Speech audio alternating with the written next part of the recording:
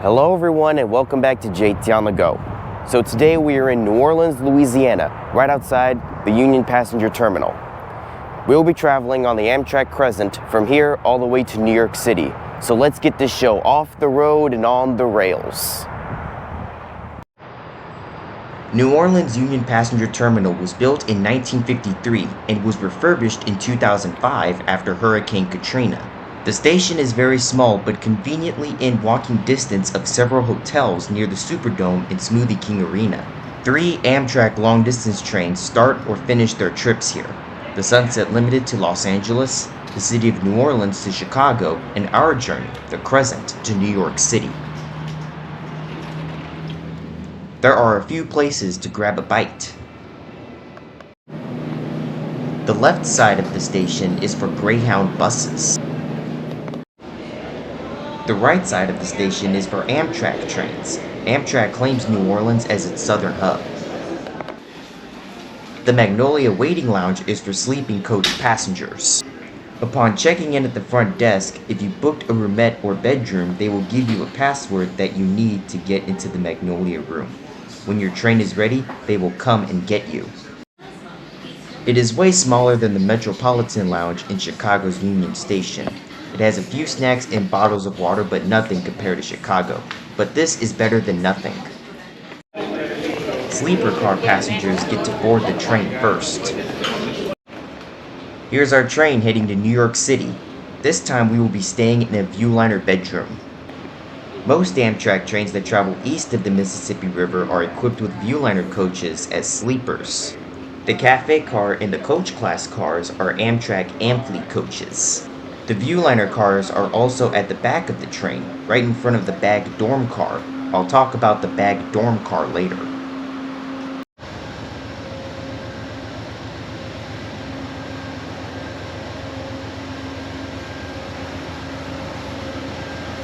Here are the 2 GE Genesis P42DC locomotives. 153 and 190 will haul our train from New Orleans to Washington, D.C. During the making of the series, the Siemens ALC/42 Chargers are starting to operate on the Cresent route, so let's enjoy these engines while we still can. I split this video into 2 parts. The scenery will not be as scenic as the Amtrak California Zephyr and other Amtrak trains that travel west of the Mississippi River. We will travel through the southeast and northeastern parts of the Amtrak system.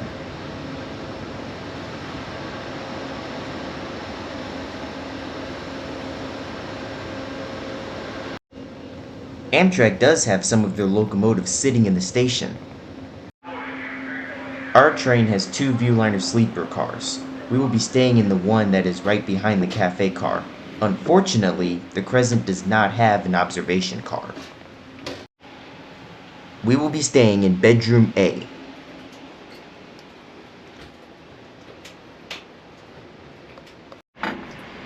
We've left New Orleans right on time. However, the Amtrak Cresent is one of the most delayed long-distance trains.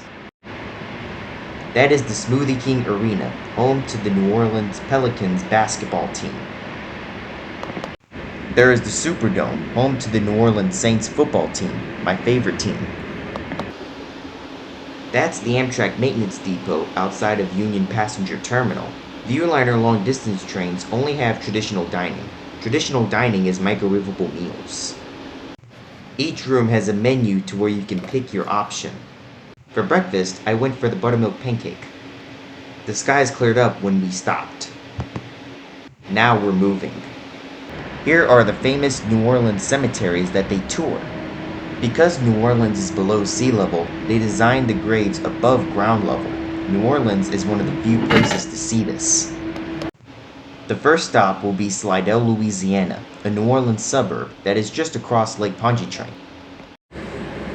The Crescent does not have many fresh air stops. The only one we will come across today will be Birmingham, Alabama. New Orleans and Slidell are the only stops the Crescent makes in the state of Louisiana. By now we are making our turn to head along Lake Pontchartrain, a popular spot for fishing in Louisiana. Now we are picking up speed.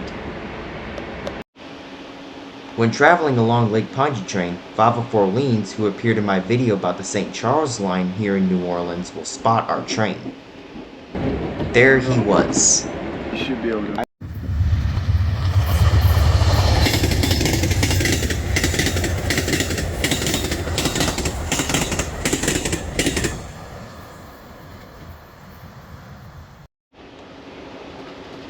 Thanks to Fava Orleans for that. We are now crossing Lake Pontchartrain. That means we are out of New Orleans, Louisiana's most populated city. When we get to the other end, we are in Slidell, Louisiana. Fishermen that were fishing were waving at us. Along the Cresent route, the tracks from New Orleans to Alexandria, Virginia are owned by the Norfolk Southern Railroad. The tracks from Alexandria to Washington, D.C. are owned by the CSX Railway, while the tracks from Washington, D.C. or New York City are part of Amtrak's Northeast Corridor and are owned by Amtrak. New Orleans has levees which prevent flooding in New Orleans because the city is below sea level. During Hurricane Katrina, several of the levees broke and flooded the area. The bridge that carries Interstate 10 was destroyed during the hurricane. As we get closer to Slidell, the bridge that comes closer to us is Interstate 11. It was also damaged by the hurricane. The bridge that the Cresent travels on to get in and out of New Orleans wasn't destroyed in the hurricane. After entering Slidell, breakfast was served. The pancakes were okay.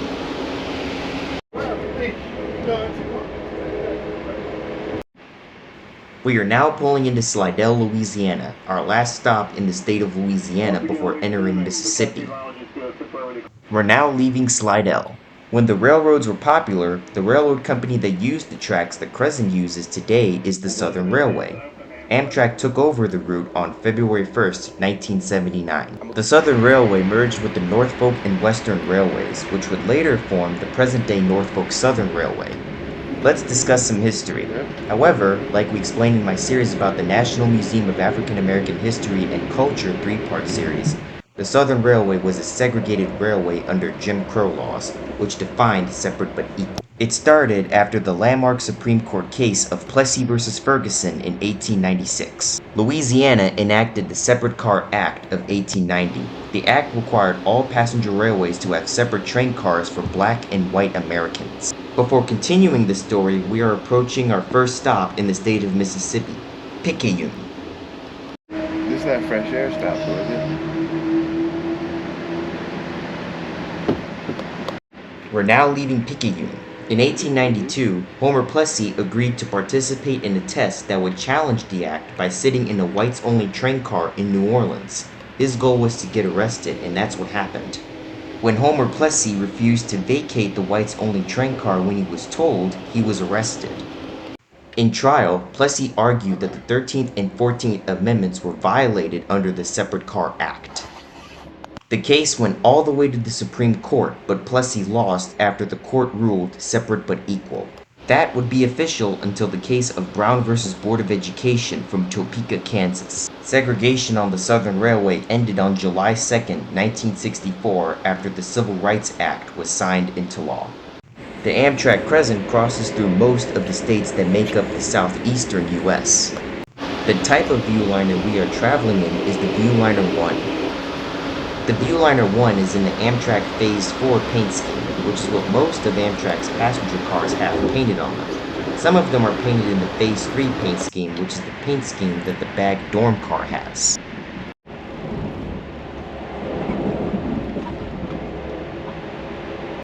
As you can see, it's not very scenic, but these are parts of the country that you wouldn't see by car or plane. We are now entering our second stop in Mississippi, Hattiesburg.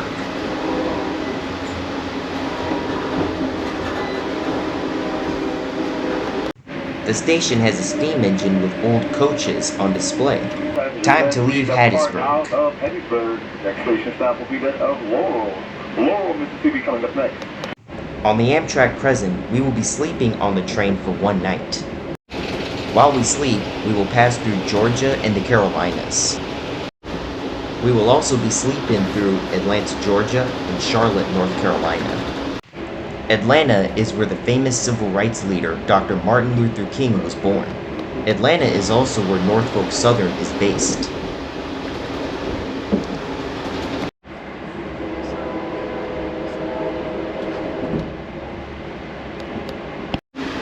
That was our third stop, Laurel, Mississippi.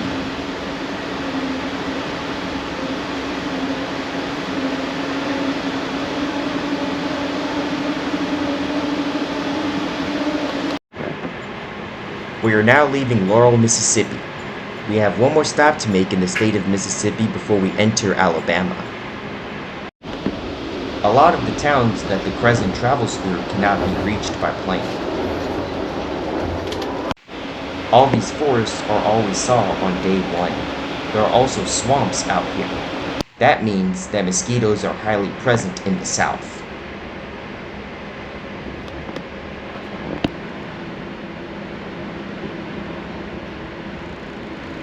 Norfolk Southern.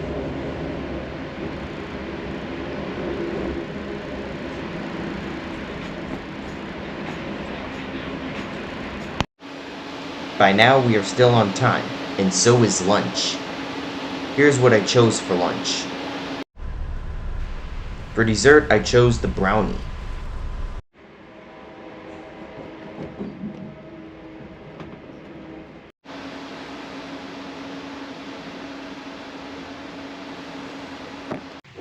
This is the next stop, Meridian, Mississippi.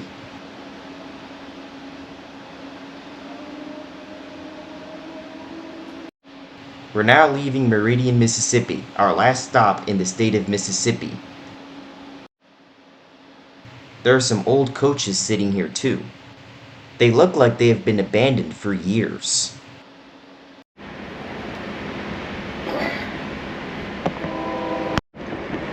Our next stop will be Tuscaloosa, Alabama, the first of 3 stops in the state of Alabama. Some people build houses in the middle of nowhere. A lot of trees were chopped down, maybe to prevent forest fires. Small town, but we're not stopping here.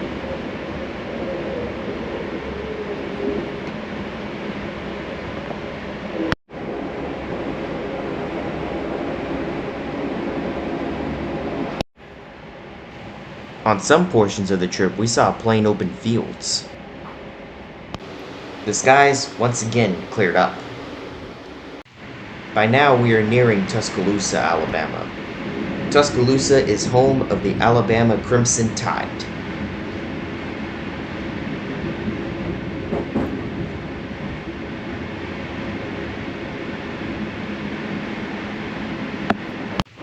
We have entered Tuscaloosa, our first stop in the state of Alabama. Our train made its first stop for coach class passengers, then it will move up for sleeper passengers because the station isn't long enough to accommodate this train set. This, however, is blocking the traffic on a busy road while the train is in the station. The train pulled forward for the sleeper passengers. We are now leaving Tuscaloosa. Our next stop is Birmingham, Alabama. Birmingham is the only fresh air stop for the day, and we took advantage. We had to pull over to let the southbound Cresent train from New York to New Orleans pass. This one had an ALC/42 Charger leading the train. We had to reverse to get back on the main line. Back on track.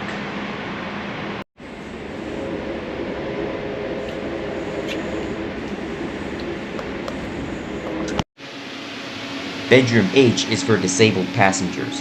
We weren't able to get in there.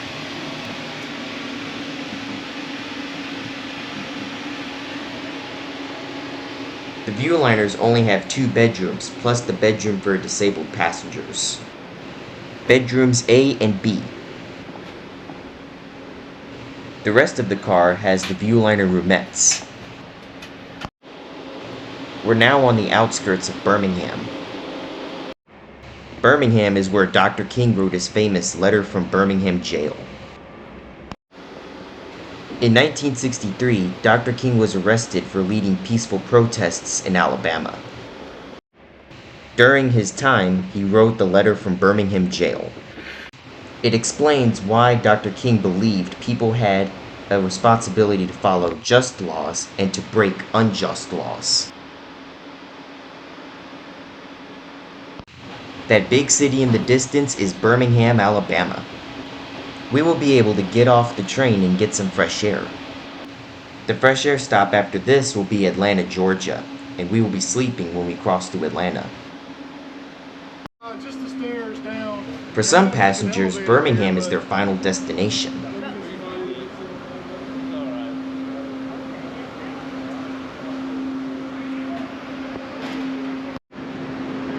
The back dorm car is part of the Amtrak Viewliner 2 fleet. This car accommodates both crew and baggage. It is basically the crew quarters and the baggage car combined. The Amtrak crew that stays on the train the entire trip sleeps here. All of the checked bags is stored here. They put the crew here so that they can reach the baggage. You can only find the bag dorm car on the Amtrak Cresent.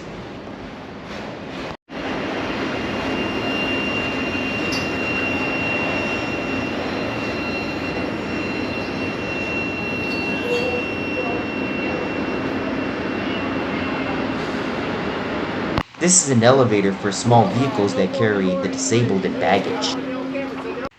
Time to get back on board.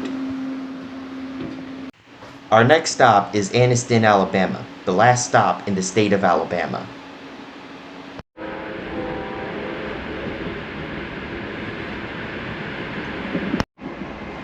As it gets dark out, it's time for din din. I tried the salmon for dinner. It's time for our attendant to turn our room into nighttime configuration. For the Viewliner bedroom, it is the same way as the Superliner bedroom. The two seats fold down to make the bottom bunk.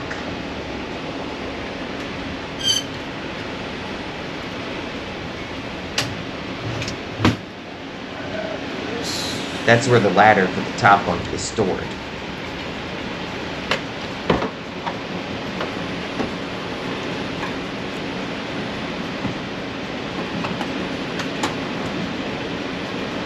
The top bunk has the sheets, pillows, and cushions.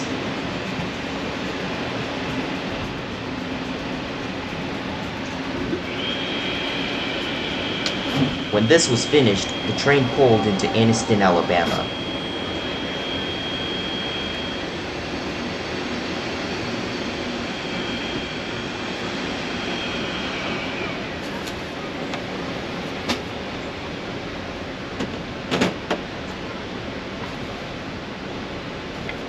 Take a look at this for breakfast, guys.